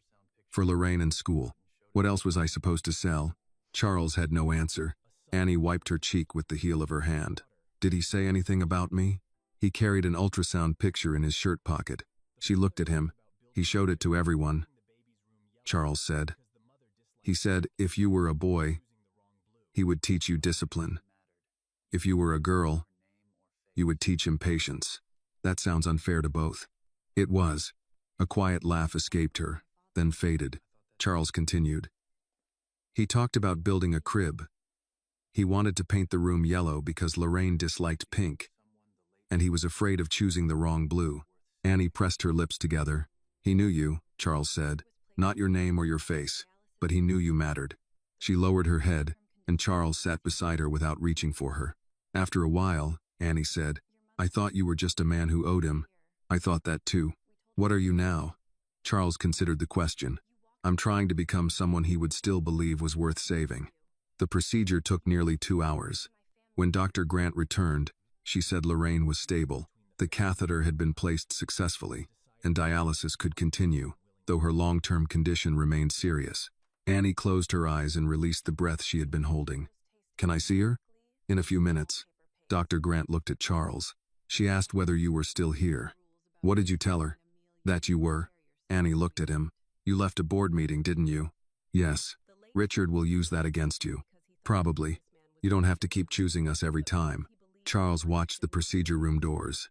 I'm not choosing between you and my life, he said. I'm deciding what kind of life I'm willing to have. Later, Lorraine allowed him to remain while dinner was served. The hospital trays held baked chicken, green beans, mashed potatoes, and weak tea. Annie complained that the potatoes tasted like wallpaper paste. Lorraine told her not to criticize food she had not cooked. Charles ate without comment. For the first time, their silence did not feel like a wall. When he prepared to leave, Lorraine said, "Charles." He turned. "Daniel didn't save you because he thought you were better than him. I know. He saved you because he believed a life should not be abandoned." Charles looked at Annie, then back at Lorraine. "I know that now." Lorraine nodded toward the empty chair. "Then come back tomorrow." It was not forgiveness, but it was the first invitation she had given him. Outside the room, Michael was waiting with a sealed evidence bag. "We found something beneath the lining of the oak box," he said. Charles took the bag. Inside was a folded letter and an old operations sheet bearing a name he knew too well. Richard Vale. Charles did not open the evidence bag in the hospital hallway. He carried it to a small consultation room at the end of the floor, where Michael closed the door behind them. Olivia Harper arrived 10 minutes later with a portable scanner and a legal pad. Annie joined them after Lorraine fell asleep, though Charles told her she did not have to. "It belongs to my family," she said. "I'm staying." Michael placed the bag on the table. "The box has a false bottom. One of the hinges was loose, so I checked beneath the lining. These were wrapped in wax paper." Olivia photographed the sealed bag before cutting it open. The first item was a letter written on thin military stationery. The paper had yellowed along the folds, but the handwriting remained clear. "To my little one." Annie stopped breathing for a moment. Charles looked at her. "Do you want to read it privately?" She shook her head. "Not yet. Look at the other paper first." The second document was an operations sheet marked with unit numbers, supply routes, and coordinates. Several sections had been corrected by hand. At the bottom was an authorization signature. "Captain Richard Vale." Annie leaned closer. "That's him?" "Yes," Charles said. "The man running your company?" "Yes." Olivia studied the document. "What does it mean?" Charles traced one of the coordinates without touching the paper. "This route sent Daniel's unit through an exposed corridor. The original route was safer. Why was it changed?" "I don't know." Michael opened his laptop. "I compared this sheet with the official report in the military archive. The archived version does not include these handwritten changes." Olivia looked at him. "So someone replaced the original, or submitted a clean copy afterward." Charles read the notes in the margin. Daniel had written short warnings beside the revised route. "Visibility limited. No confirmed support. Request delay." Below the final warning, someone had written, "Proceed as ordered." The initials beside the instruction were RV. Annie sat back. "My father knew it was unsafe. He raised objections," Charles said. "And Richard sent him anyway. We cannot conclude that from one sheet." She looked at him. "You know what it says. I know what it suggests. That is different from what we can prove." Annie's jaw tightened, but Olivia nodded. "He's right. If Richard altered reports afterward, we need the original communications, witness statements, and any record showing he knew the risks." Michael turned the laptop toward them. "There's another problem. Richard's service record lists him as a logistics officer attached to regional command. He would have had access to movement orders but not direct authority over Daniel's unit." "Then why is his signature here?" Annie asked. "That is what we need to establish." Charles looked at the letter. "Read it." Annie hesitated, then unfolded the pages. The first lines were simple. Daniel wrote that he did not know whether his child was a son or daughter. He promised to return, complained that Charles drank bad coffee, and asked Lorraine not to let their child grow up believing bravery meant never being afraid. Annie's voice weakened as she reached the final paragraph. "If I do not come home, tell our little one I want it every ordinary day. Breakfast at the table, a bicycle in the driveway, arguments over homework. I do not want to be remembered as a man who chose war over family. I chose my duty because I believed it would help protect the family I was trying to return to." She stopped reading. Charles lowered his eyes. Annie continued silently, then handed the letter to Olivia. "What does the last part say?" Charles asked. Annie looked at him. It says if anything happened to him, you would make sure Mom and I knew he stayed with his men. Charles felt the words settle into the room. He trusted you, Annie said. Yes, and Richard knew that. We don't know what Richard knew. You keep saying that. Because anger can make us careless. My father is dead. I know. My mother spent 20 years fighting for benefits while Richard built a company with you. I know. And now we find his name hidden under the metal. Charles met her eyes. That is why we need to be more careful than he was. Annie looked away. Olivia placed the letter inside a protective sleeve. This material should not leave our custody. I'll arrange independent authentication of the paper, ink, signatures, and military markings. Michael said. I also searched Vale Administrative Services. Richard's old company processed military benefit verification contracts between 2002 and 2008. That includes Daniel's file, Olivia said. Yes, it was accessed 7 times. By whom? The usernames were removed when the company migrated its records. Charles asked. Can they be recovered? Possibly. I need the original backup servers. Where are they? Whitmore Development owns the old company archive. Olivia closed her legal pad. Then Richard has access too. Michael nodded. If he knows we found this, those backups may disappear. Annie looked at Charles. Does he know? Not yet. Michael's expression said otherwise. What? Charles asked. I received a security alert while we were speaking. Someone tried to access the storage record for the oak box. From where? Richard's executive account. Charles stood. Move the box. It's already in a private vault. Not one connected to the company. Michael gathered the documents. I'll use the federal evidence storage facility through Olivia's contact. Olivia looked at Charles. We also need to decide whether to notify investigators now. Not until the documents are authenticated.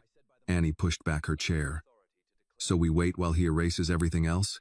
We preserve what we can before he knows how much we have. He already knows about the box. Charles looked at Michael. Who else had access? 2 security officers and me. Check both officers. I will. Charles left the consultation room and walked to the hospital windows. Below, headlights moved through the parking lot. He called Richard. Richard answered in a relaxed voice. You missed another meeting. I found your signature on a military operations sheet. Silence followed. Then Richard said, You should be careful with old documents. People often misunderstand what they're seeing. Why was Daniel Carter's route changed? I have no idea what you're talking about. You authorized it. I signed thousands of forms. Did you alter the report afterward? Richard gave a quiet laugh. You sound tired, Charles. Did your company process Lorraine Carter's benefit claims? My former company processed government contracts. I did not review individual cases. You had access to her address. So did hundreds of clerks. Charles looked through the glass panel toward Lorraine's room. Annie sat beside her mother with Daniel's letter in her hands. You knew I was searching for them. I knew you were obsessed with finding them. And you never thought to check your own records? Richard's voice hardened. Be very careful what you accuse me of. I haven't accused you yet. Then stop asking questions like a man who already decided the answer. Charles lowered his voice. Tomorrow morning. I want every archive from Vale Administrative Services delivered to an independent examiner. That material is proprietary. It is now evidence. You don't have the authority to make that declaration. I have enough authority to preserve company records. Richard paused. You are allowing that family to turn grief into suspicion. No, I'm allowing documents to speak. Charles ended the call. When he returned to the consultation room, Michael was reading a new message on his phone. What happened? Charles asked. Michael held up the screen. An unauthorized deletion request had just been issued for the Vale archive. The request came from Richard's office. Michael moved before Charles could speak. I can block the deletion for a few minutes, but Richard's office controls the archive permissions. How many backups exist? Charles asked. 3 that I know of. 1 in the headquarters server room, 1 off-site, and 1 retained by the contractor that handled the migration. Secure all 3. I'll need written authority. Charles took a pen from the table. Write whatever you need. Olivia placed a hand over the evidence bag. Do not use company counsel. If Richard controls the legal department, anything sent through them may reach him. Michael nodded. I'll contact the outside forensic team we used after the payroll breach. Annie stood near the door, Daniel's letter folded inside its protective sleeve. What happens if he deletes everything? We still have these documents, Olivia said, but not the records showing what he did to Mom. Then we prove the case another way. Annie looked at Charles. That sounds like something people say when they expect poor families to wait another 20 years. Charles did not correct her.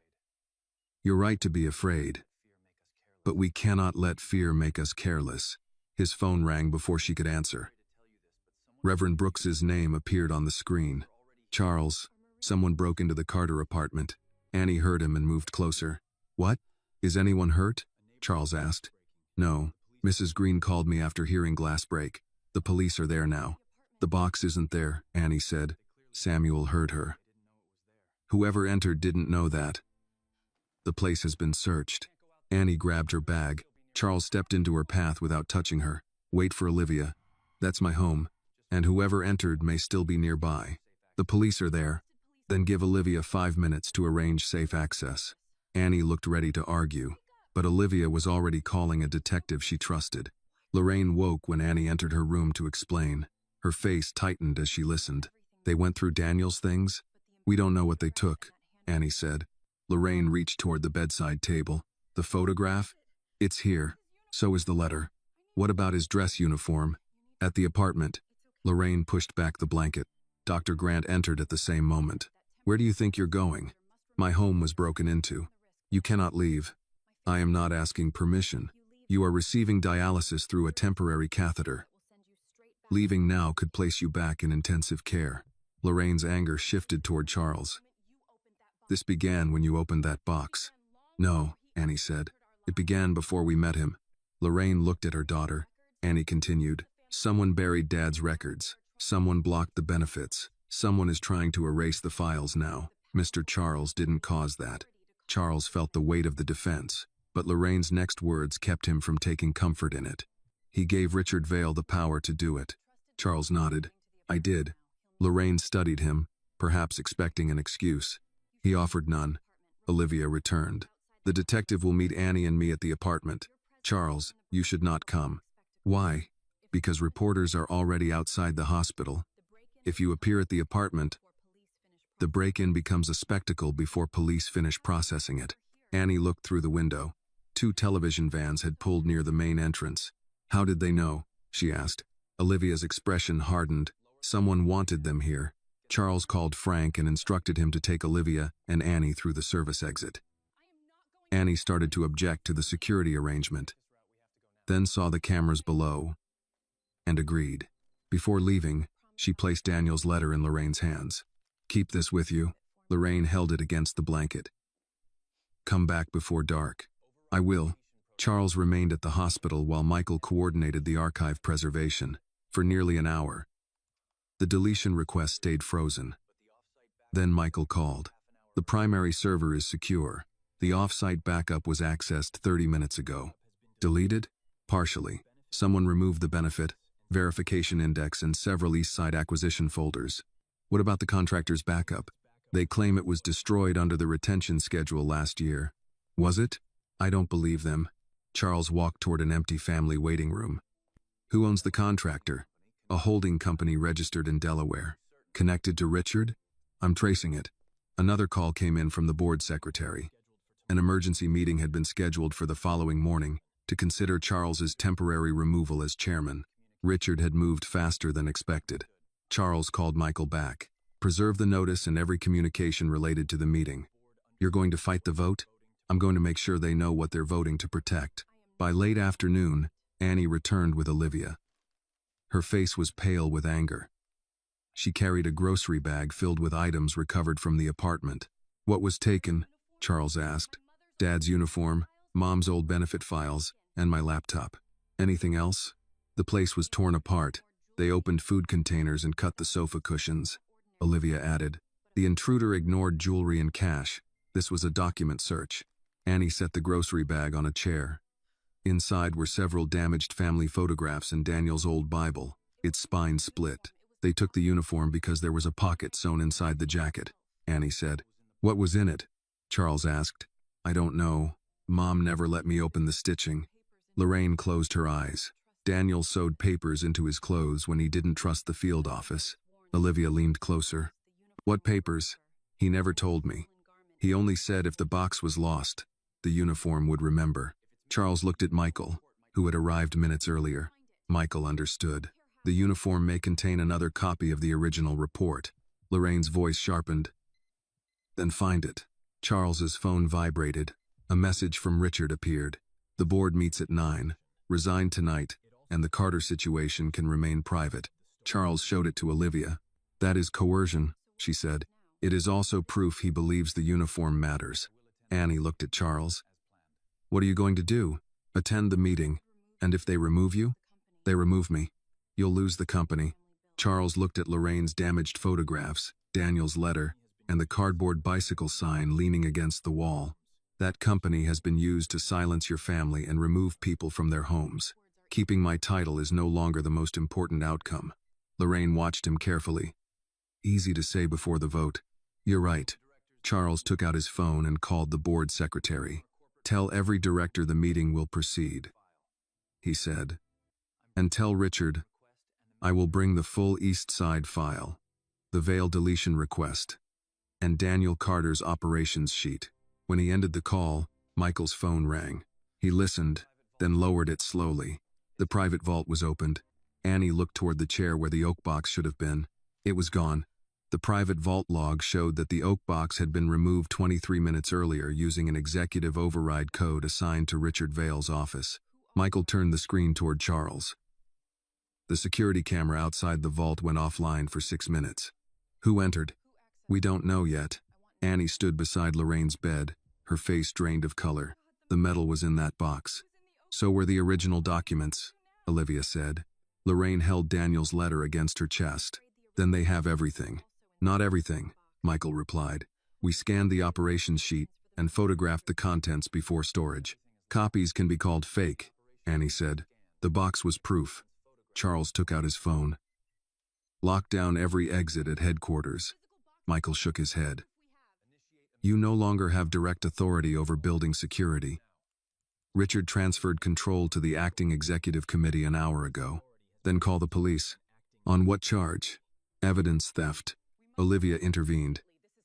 The box was stored in a company vault. Richard may claim it was corporate property under investigation. We need to show it belonged to the Carter family. Annie's voice rose.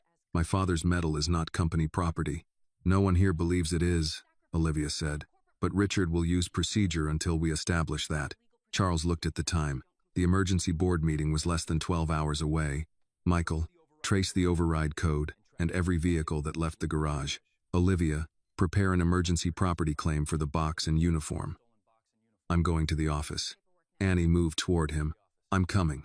No, it belongs to my family, and whoever took it may expect you to follow. I'm tired of being told to stay somewhere while other people decide what happens to us. Charles stopped. He heard the truth in her anger. Then you come with Olivia, he said. Not alone, and not through the main entrance. Lorraine pushed herself higher against the pillows. Annie stays here. Mom, you have been followed, insulted, and locked out of your home. Tonight you stay where I can see you. Annie looked between her mother and Charles. Lorraine turned to him.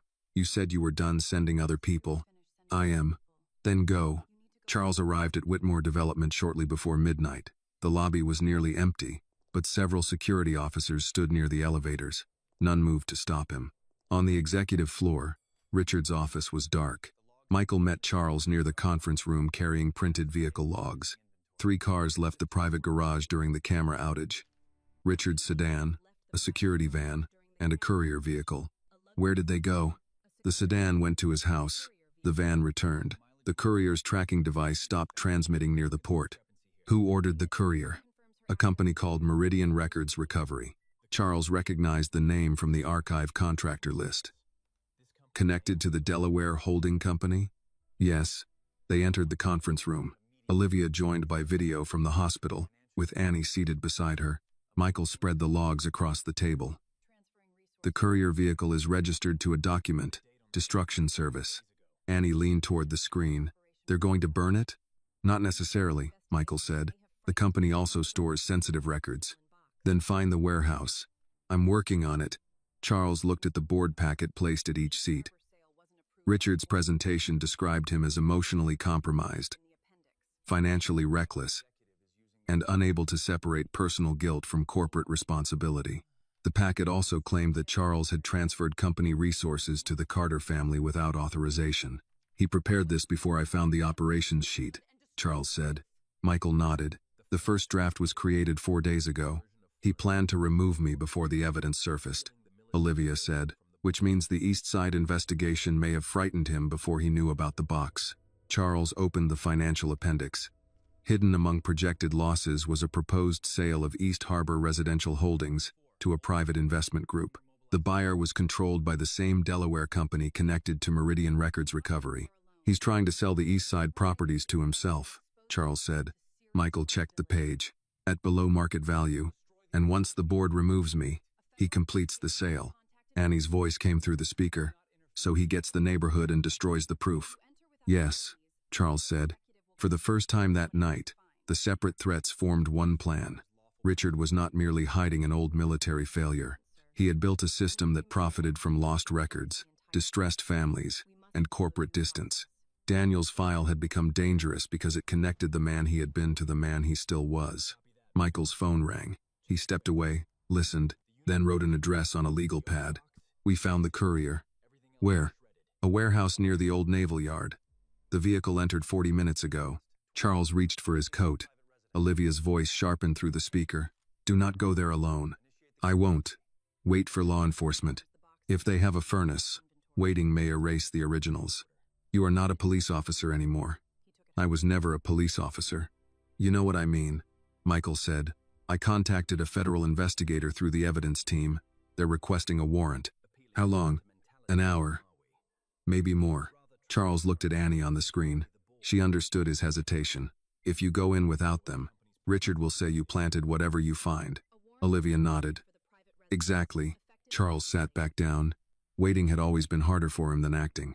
Money allowed speed. Power rewarded decisions. But this case would collapse if he treated law like another obstacle to push aside. "We wait for the warrant," he said. Annie released a breath. At 2:15, federal agents entered the warehouse. Charles, Michael, and Olivia remained connected by phone while the search proceeded. The first report found shredded corporate records, empty military archive boxes, and the missing uniform inside a locked cabinet. The oak box was not there. Then an agent discovered a recent shipping manifest. One package had left the warehouse 20 minutes before the search. Destination: Richard Vale's private residence. Charles looked toward the dark windows of the conference room. Richard had not trusted anyone else with the box. He had taken it home. At 8:45 the next morning, Charles entered the boardroom wearing his old military uniform beneath a dark overcoat. Every director was seated. Richard stood at the head of the table, calm and prepared. He noticed the uniform and smiled without warmth. Planning to appeal to sentiment? Charles removed his coat and placed Daniel's copied operations sheet on the table. "No," he said. "I'm here to show the board what your profits have been hiding." Richard's smile faded. Before Charles could continue, his phone vibrated with a message from Olivia. "Federal agents have the warrant for Vale's house." Charles looked around the table. For 20 years, Richard had controlled the order in which the truth appeared. That control was about to end. Richard rested both hands on the back of his chair. "Before we begin, I want the record to show that Charles Whitmore entered this meeting wearing a military uniform to influence the board." Charles remained standing. "The uniform is mine. The evidence is Daniel Carter's." Several directors looked toward the copied operations sheet on the table. Board counsel, Margaret Sloan, adjusted her glasses. "What exactly are you alleging?" she asked. Charles placed the East Side collection file beside the military document. Richard approved a redevelopment strategy that delayed repairs, increased removal pressure, and targeted vulnerable tenants. He also controlled a company that processed Daniel Carter's family benefits, and records connected to that claim are now missing. Richard gave a brief laugh. "This is not evidence. It is grief arranged on a conference table." Michael entered and handed Margaret a sealed packet. "These are authenticated server logs showing a deletion request from Mr. Vale's office." Richard turned toward him. "You accessed restricted systems. I preserved company property. You violated executive protocol." Margaret opened the packet. "Did your office issue the request, Richard?" "My staff manages thousands of records."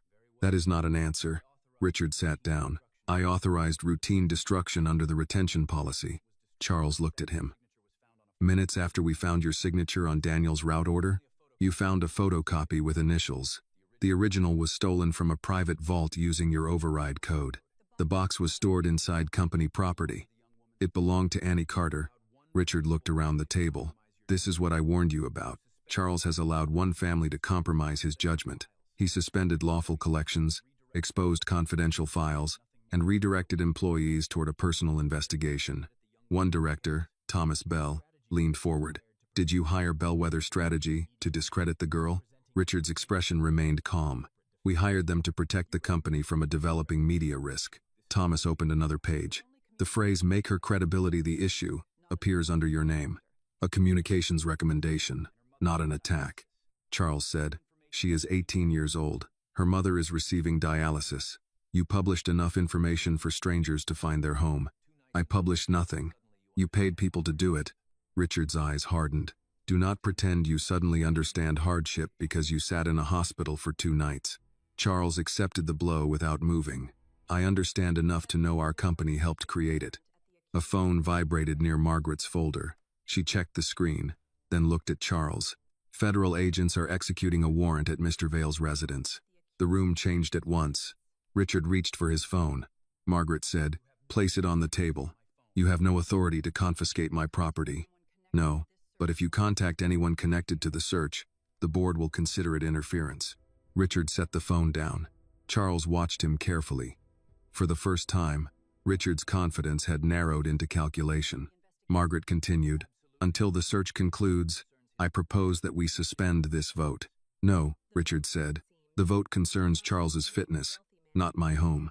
It concerns whether your presentation was designed to remove him before evidence surfaced." Richard turned to the directors. "You are allowing theater to replace governance." Charles signed the East Side acquisition. His name approved every investment he now condemns. Charles placed his own signed authorization on top of the file. "He is right." The room went quiet. Charles continued, "I signed it. I failed to read beyond the summary. I allowed Richard to control operations because profits increased and problems stayed out of my office." Richard's posture eased slightly, as if Charles had offered him a defense. Then Charles added, "That failure makes me responsible for correcting what happened. It does not excuse the man who designed it." Thomas asked, "What are you proposing?" "Immediate suspension of all East Side removals, independent review of every property, repair order, and acquisition, restoration of affected tenants where possible, a fund for legal and relocation support controlled by community representatives, not company executives." Another director shook her head. "That could cost hundreds of millions." "It may. And shareholders received returns from practices they were not shown." Richard leaned forward. "You will destroy the company to ease your conscience." "No, I will stop using the company to protect it." Margaret's phone rang. She answered, listened, and asked several questions before ending the call. Agents recovered the oak box from Mr. Vale's study. Annie joined the meeting by secure video from Lorraine's hospital room. Her face appeared on the wall monitor. "Is the metal there?" she asked. Margaret checked the message. "Yes." Annie closed her eyes for a moment. "There is more," Margaret said.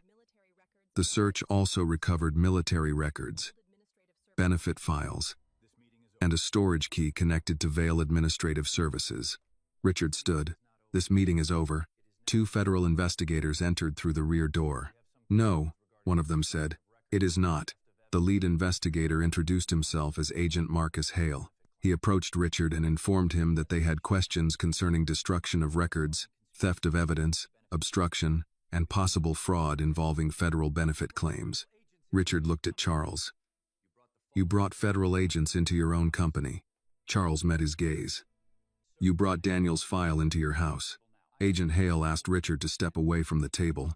Richard did not move. "You think this ends with me?" he said to Charles. "You approved the projects. You collected the profits. You stood on stages and accepted awards while I handled the parts you didn't want to see." "I know." The answer unsettled him more than denial would have. Charles continued, "That is why every record will be opened." Richard looked toward the directors. "He will expose all of you." Thomas replied, "Then perhaps we should have asked better questions." Agent Hale placed one hand near Richard's arm. "Sir, come with us. Richard finally stepped away from the table. As he passed Charles, he lowered his voice. Daniel would still be dead without me. Charles looked at him, but his family would not have spent 20 years being punished for it. The agents led Richard from the room. No one spoke until the doors closed. Margaret gathered the documents. The board must still decide who governs the company during the investigation. Charles removed his uniform jacket and placed it across the chair. I will step aside as chairman until the review is complete. Annie's voice came from the screen. Is that what Richard wanted? Yes. Then why give it to him? Because accountability cannot begin with me protecting my position. Lorraine appeared beside Annie, weakened but alert. And Eastside? Charles looked at the directors. The suspension begins today, whether I remain chairman or not. Thomas nodded first. 2 others followed. Margaret recorded the motion. It passed by 1 vote. The Eastside removals were halted. Independent investigators received full access to company records. Richard's authority was revoked before the federal agents reached the elevator. Charles left the boardroom without his title. In the hospital room, Annie watched the news update appear on her phone. They found the box, she said. Lorraine looked toward Daniel's letter on the bedside table. Then bring it home. For the first time, home no longer meant the apartment with the changed lock.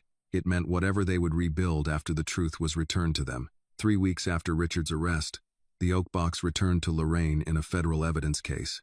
Agent Hale brought it to Charleston Memorial himself. The box had been photographed, tested, and cataloged. The medal, the folded flag, Daniel's letter, and the original operations sheet remained inside. A small evidence label had been attached beneath the lid. Lorraine ran her fingers over Daniel's initials. They put a number on everything, she said. Agent Hale stood near the door. It helps us prove where it was and who handled it. I know. I've spent half my life proving things that should have been obvious. He accepted the remark. The investigation has expanded. We found military family claims processed through Vail Administrative Services that were delayed, altered, or closed without proper review. How many? Annie asked. More than 80 so far. Charles stood near the window, no longer wearing the tailored suits that once announced him before he spoke. Since stepping aside as chairman, he had spent most days meeting investigators, residents, attorneys, and former employees. Agent Hale continued. Several families never received survivor benefits. Others lost education, support, or insurance payments. Lorraine looked at Charles. Daniel's file was not the only one. No, Charles said. Then this cannot become only his story. It won't. Agent Hale explained that Richard had not yet been convicted. His attorneys claimed the missing records were the result of outdated systems and poor administration. They argued that the military operations sheet did not prove he intended Daniel's death. Annie held the box against her knees. So he could walk away? Not without answering for the records found in his home, Hale said. We also recovered correspondence showing he knew Mr. Whitmore was searching for your family. Charles looked at him. How long did he know? Since the first year. Lorraine's hand stopped on the lid. Agent Hale removed a copied email from his folder. Richard had sent it to a former benefits manager 20 years earlier. Carter dependents are not to be released to Whitmore representatives without executive approval. Below that instruction was another line. The matter creates unnecessary exposure regarding the Root decision. Annie read it twice. He knew where we were. Yes, Hale said. Charles sat down. For 20 years, he had believed incompetence, bad records, and distance had defeated the search. Richard had watched him hire investigators, review false leads, and blame himself while the truth sat inside a company archive. Lorraine studied Charles's face. Do not make this about what he did to you. Charles looked at her. I won't. He stole years from Annie. He left families without money they were owed. Whatever guilt you feel comes after that. You're right. Annie closed the folder. What happens next? Interviews, court filings, and more searches, Hale said. It will not move quickly. Lorraine gave him a tired look. Justice is always told to walk when harm gets to run. Hale nodded. I can't argue with that. After he left, Dr. Grant entered with the latest test results. Lorraine's condition had stabilized enough for discharge, but she would need dialysis 3 times a week and regular evaluations for transplant eligibility. You can go home tomorrow, Dr. Grant said. Lorraine looked at Annie. Which home? Their apartment remained sealed during the break-in investigation, and East Harbor had not repaired the damaged door or windows. Charles waited before speaking. Lorraine noticed.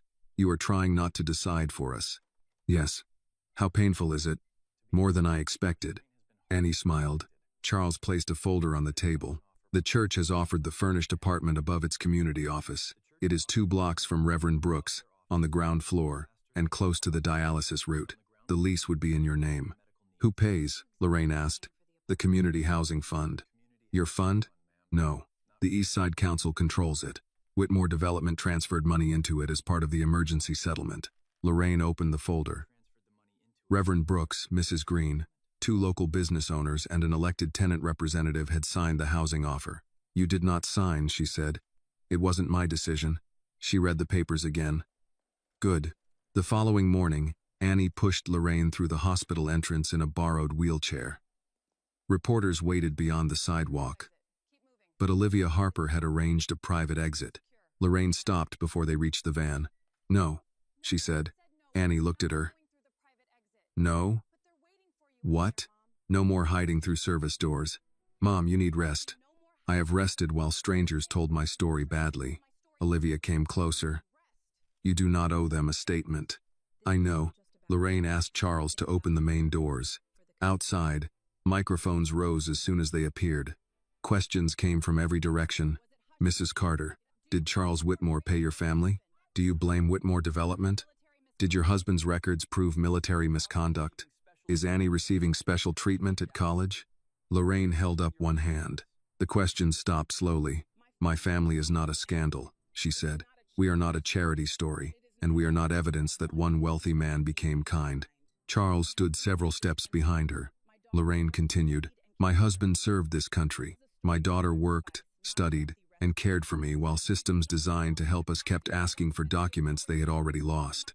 We were called irresponsible because other people hid their responsibility. One reporter asked, do you forgive Mr. Whitmore? Lorraine looked back at Charles. Forgiveness is not a press event, she said. It is not a check, a speech, or a photograph. He has work to do. So do the rest of us. Annie placed one hand on her mother's shoulder. A second reporter asked, what do you want now? I want every family whose claim passed through Vail Administrative Services to have their case reopened. I want East Side residents at the table before anyone redraws their neighborhood. I want my daughter to finish nursing school without being treated like someone bought her place there. The cameras turned toward Annie. She did not lower her eyes. And I want Daniel Carter remembered as a husband and father, Lorraine said. Not only as the man who saved a billionaire, Charles felt the truth of that more deeply than any accusation. That afternoon, the Whitmore board approved a binding agreement suspending redevelopment until residents completed an independent plan. Rent increases were reversed, lockout cases were reviewed, and repair crews began work under community supervision. The company also released the names of outside contractors involved in the removal strategy. Charles did not return as chairman. Instead, he accepted a temporary unpaid role answering to the East Side Council. His first assignment was simple: attend tenant meetings, take notes, and speak only when asked. At the first meeting, Mrs. Green pointed toward a broken ceiling vent. You see that? Yes, ma'am. I reported it 7 months ago. Charles wrote it down. She looked at his notebook. Don't just write pretty words. I won't. You people always say that. Then judge what happens next. 2 days later, the vent was repaired. Mrs. Green inspected it herself, then told him the hallway light had been broken since Christmas. He wrote that down too. Months passed. Lorraine entered the transplant evaluation program. Annie returned to full clinical training after Olivia forced the college to withdraw its leave request.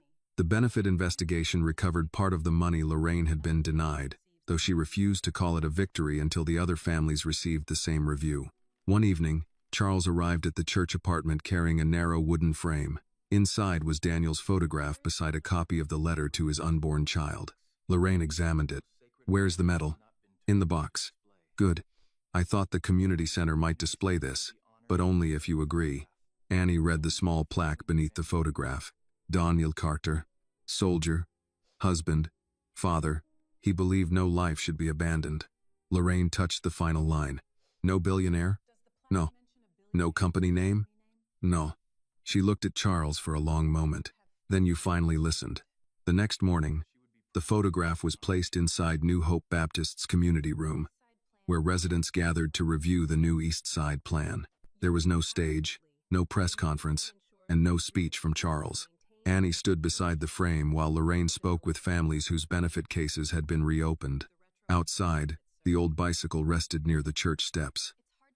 Annie had refused to sell it after all.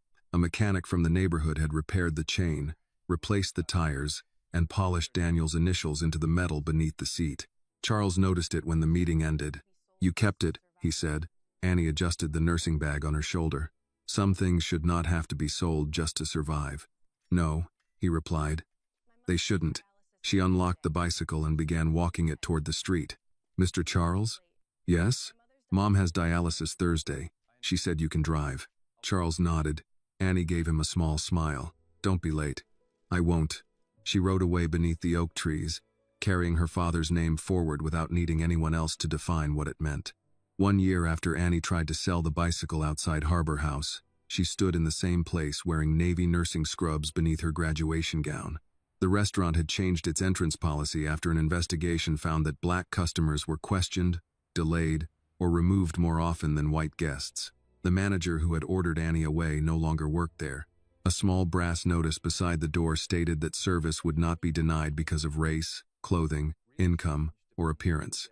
Annie read it once, then turned toward Charles. "A sign is easy." "Yes," he said. "What matters is who they listen to when nobody is filming. That is what the monitors are for." The settlement required independent reviews, staff training, and public reporting for 3 years. Annie had insisted on the reporting. Charles had offered to buy the restaurant and close it. She told him that replacing one powerful owner with another would not teach anyone responsibility. Lorraine waited near the curb with Reverend Brooks. She still received dialysis, but her health had improved enough to place her on the transplant list. She used a cane now instead of a wheelchair and complained whenever Annie walked too close. "I am not made of glass," Lorraine said. "You almost missed the curb. I saw it. You stepped directly toward it. I was testing your reflexes." Reverend Brooks laughed. "She has been testing mine for 15 years. Charles held Lorraine's folded coat, while Annie adjusted the graduation stole around her shoulders. The stole carried the emblem of her nursing college, and a small embroidered oak leaf she had added for Daniel. The college had formally apologized for attempting to remove her from the program. It also established an emergency fund for students facing medical or housing crises. Annie accepted no money from it, but she joined the committee that decided how it would be distributed. "Your ceremony starts in 40 minutes, Charles said. Annie checked the bicycle chained near the sidewalk. "We have time." The frame had been restored without removing the scratches. Daniel's initials remained beneath the seat, and Annie had attached her old cardboard sign to the front basket beneath a clear cover. "Please buy my bicycle. I desperately need the money." People sometimes stopped to read it. Many assumed it was part of a charity campaign. Annie corrected them. "It is a record," she said, "not an advertisement." A black sedan stopped across the street. Olivia Harper stepped out carrying a court folder. "You came straight from the courthouse," Charles said. "I thought they should hear before the news alerts begin." Lorraine's expression became guarded. "What happened?" Olivia opened the folder. Richard Vale had been convicted on federal charges involving obstruction, evidence theft, fraudulent handling of benefit claims, and destruction of corporate records. The court also found that his companies had intentionally concealed documents affecting military families. "How long?" Annie asked. 22 years. No one celebrated. Charles looked toward the restaurant window, where his reflection stood beside Annie's bicycle. 22 years sounded like balance. Only if time could be returned to the people who had lost it. Lorraine asked, "What about the families?" "The recovery fund has been approved. Claims will be reviewed by independent attorneys, not the agency that denied them. The first payments begin next month." "All of them?" "All documented cases. We are still searching for others." Lorraine nodded. "Then the sentence matters less than that." Olivia handed her another page. Daniel's service record had been corrected. The official report now stated that he had objected to the altered route and acted to save members of his unit after command ignored his warning. Richard's role in changing the route was included, though prosecutors could not prove that he intended anyone to die. Annie read the correction slowly. "They finally wrote what happened." "They wrote what the evidence supports," Olivia said. My father was telling the truth. Yes, Charles had imagined this moment many times. In those imagined versions, Daniel's name was cleared and guilt loosened its hold. The real moment felt quieter. A corrected document did not restore a husband, a father, or the ordinary mornings Daniel had wanted. Lorraine folded the page. Put this in the box with his letter. Annie looked at Charles. You should have a copy. The original belongs with you. I said a copy. He nodded. Thank you. They left Harbor House and drove to the graduation ceremony at the community college. The auditorium was filled with families carrying flowers, balloons, and cameras. Lorraine insisted on walking to her seat without help. Charles remained one step behind her and did not offer his arm until she asked. When Annie's name was called, Lorraine stood first. Annie Lorraine Carter, the announcer said, associate degree in nursing with honors. Annie crossed the stage and accepted her diploma. She did not look toward the college president or the photographers. She looked at her mother. Charles applauded until his hands hurt. After the ceremony, graduates gathered beneath the live oaks outside. Annie found Charles near the edge of the crowd. I have something for you, she said. She handed him a small envelope. Inside was the first payment on the loan he had made to keep her enrolled. $1. Charles looked at it. You remembered. You wrote the agreement. At this rate, repayment will take 249 more months. I may increase it when I get my first nursing job. You don't have to. I know. That is why I will. Lorraine approached carrying a bouquet from Reverend Brooks. Are you two discussing money again? He made a bad loan, Annie said. I made a patient loan. Lorraine looked at Charles. Daniel would not believe that description. They walked together toward New Hope Baptist, where East Side residents had gathered for the unveiling of a memorial. Charles had expected a statue of Daniel, but Lorraine rejected the proposal. My husband did not need to stand above the neighborhood in bronze, she had said. Build something people can use. The memorial became a health and legal resource center inside a renovated building that Whitmore Development had once planned to demolish. It contained a dialysis, transportation office, free benefit appeal services, classrooms, and a clinic where Annie would begin work after passing her licensing exam. Above the entrance, a stone plaque carried Daniel's name beside the names of 87 military families whose claims had been reopened. No life should be abandoned. Residents filled the sidewalk as Lorraine cut the ribbon. Reporters waited behind a marked line, but the first people allowed inside were the families listed on the wall. Charles remained near the back. Thomas Bell, now chairman of Whitmore Development, approached him. The board voted this morning. They want you to return. As chairman? Yes. Charles looked through the open doors. Inside, Annie was showing an older veteran where to file an appeal. Lorraine sat beside a woman whose husband's insurance claim had been denied 19 years earlier. What did the East Side Council say? Charles asked. Thomas paused. The board did not ask them. Then the answer is no. You founded the company, and I nearly lost sight of everyone affected by it. What will you do instead? Charles looked at the clipboard in his hand. Mrs. Green had given him a list of repairs needed at 3 apartment buildings. I already have work. Near sunset, the crowd thinned. Annie brought the bicycle from behind the center and stopped beside Charles. Do you remember what you said when you first saw the box? She asked. I asked what was inside. No, before that. Charles thought back. I said I wouldn't take it from you. You kept that promise. Not well enough at first. Maybe not. She placed one foot on the pedal. Mom's appointment is Thursday at 7. I remember.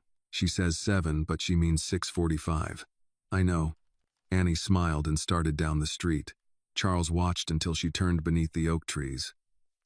The cardboard sign moved with the bicycle, no longer a plea from someone forced to sell the last piece of her father.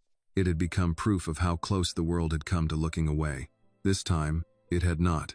This story reminds us that justice begins when people stop looking away. Wealth, power, and good intentions mean little without accountability. While truth can remain buried when institutions choose convenience over fairness, real change does not come from rescuing others or speaking for them, but from listening, admitting failure, and returning control to those who were harmed. Most of all, the story teaches that no person, family, or community should be abandoned simply because they lack money, influence, or a voice powerful enough to be heard. This video is a work of fiction created with the assistance of artificial intelligence. All characters, events, and situations are not real and do not represent any actual people or true stories.